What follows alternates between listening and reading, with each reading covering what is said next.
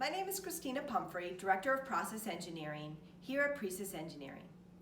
I'm often asked, what is a process engineer? And it's hard to summarize all the different aspects of my job in designing biopharmaceutical manufacturing facilities. I could give the technical answer of translating user requirements into a working facility by specifying the equipment, the controls, the piping into an efficient layout that meets regulatory requirements. But that's a mouthful. I find the analogy of baking bread helps to explain. A process engineer guides you through the process of the recipe, the making of dough, and the baking of the bread through to the final product. There are many different types of bread: sourdough, bread with yeast, quick breads like banana bread, and different equipment and ways to approach how you make it for each type. Like bread, there's different technologies within pharma: oral solid dosage like tablets, biologics where you grow proteins, and aseptic filling of injectables. I'm going to go through a few deliverables that process engineers use in the concept design phase to help define the scope of a project, touching on some benefits and lessons learned. A block flow diagram is kind of like your recipe. It defines the steps of the process, the raw materials, and sometimes even the different rooms required. It gives a high-level overview and is a good discussion tool to use early on to define the objectives and scope of the facility. I find it helpful to document as much as you know at the time. The level of detail can be dependent on the audience and discussion. The User Requirement Specification, or URS, are the instructions of the recipe and key parameters. For example, bake it for 30 minutes at 350 degrees F. It defines the performance criteria to meet the capacity needed in a consistent and quality manner. This is also where you can define some business requirements like capacity. It's important to understand that what is documented here is required and will need to be proven out before it's used, and sometimes even after every batch you make.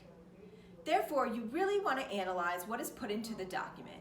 You don't want to be so constrictive that you fail the criteria, which leads to deviations, or too vague that there is no criteria to test. For example, you design to 5 degrees Celsius for a temperature control unit, but you list in your criteria 5 degrees plus or minus 3 degrees, 2 to 8 degrees Celsius gives you a little bit of that wiggle room that if you're not exactly on, you don't fail the criteria.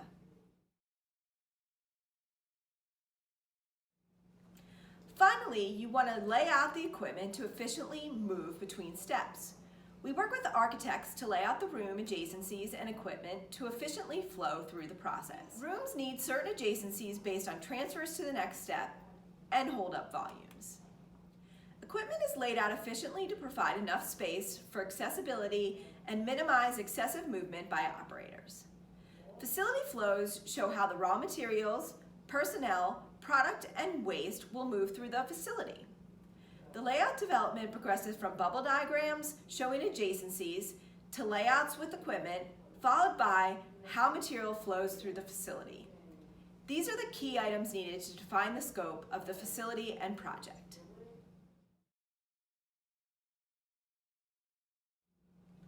Another aspect of process engineering is understanding how the facility is going to operate, which is critical in defining the throughput of the facility. It isn't just about how long it takes to process, it's also important to understand the support activities like how long it takes to transfer between steps. It takes time to move it or pump it over to the next step. You also can't make the next batch without cleaning the equipment and surrounding room. You also have to define what the operating schedule is. Is it one shift 5 days a week, not operating on weekends? It can't automatically be 24 hours a day, 7 days a week.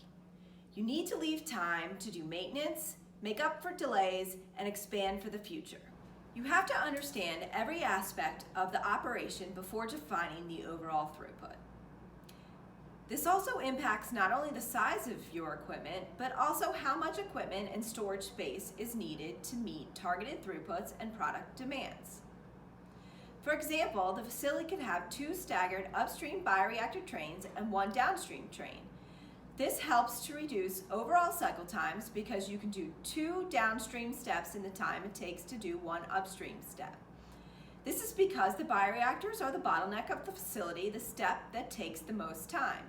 This is just one example of how you can find ways to increase throughput in a facility. So hopefully I helped explain what facility design process engineers do. They help select the right equipment based on defined requirements, design the facility layout, and maximize the output and varieties to produce the best product. Going back to our analogy, producing the best bread without making your sourdough taste like banana bread. In future videos, we'll go into more detail on specific topics to explain the tools and lessons learned on designing a manufacturing facility. Please comment below on what topics you'd like me to discuss. Thank you.